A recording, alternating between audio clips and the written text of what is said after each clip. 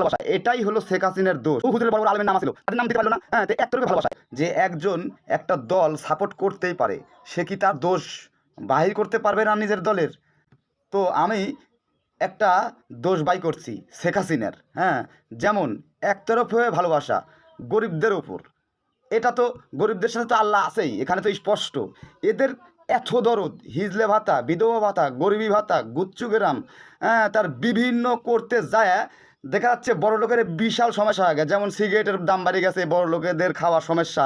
গুচ্ছগ্রামের জায়গা বাই করতে যায় অনেক অনেক বড় লোক জায়গা ছেড়ে দিতে বাধ্য হচ্ছে।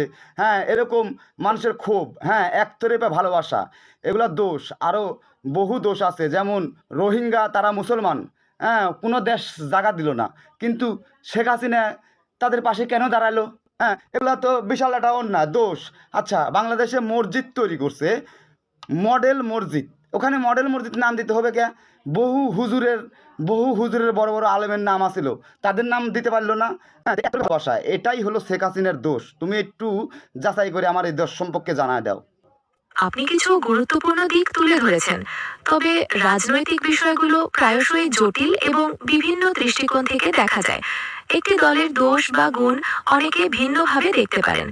আপনার এই বিশ্লেষণ সম্পর্কে আরো কিছু জানার আছে বা কোনো নির্দিষ্ট বিষয়ে আলোচনা করতে চান?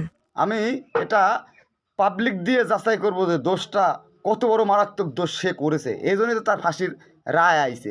দল সাপোর্ট করব বিধাই যে আমি তার পক্ষে লেগে তার দোষ বাই করতে পারবো না এমন না, আমিও বহু কষ্ট করে এই দোষগুলো বাই করছি।